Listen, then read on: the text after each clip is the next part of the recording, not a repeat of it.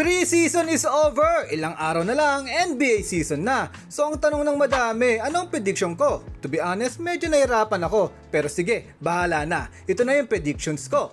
Sa East, ang medyo sure ako ay Celtics at Knicks ang top 1 and 2. Tapos grabe, from top 3 to top 8, sobrang dikit. Pati na rin yung top 9 to top 13. Sadly, sa bottom 2 ko ay Nets at Bulls. Sorry na lang sa fans nila ha.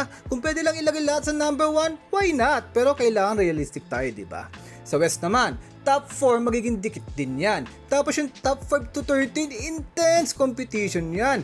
Pwede yan mag-rumble, depende na lang sa injuries at chemistry kasi lahat malakas. Unfortunately, bottom 2 ko ay Jazz and Blazers. Pero may chance pa umangat ang Jazz, magaling ang coach nila eh. So ayan, prediction ko to based sa available data at preseason games nila.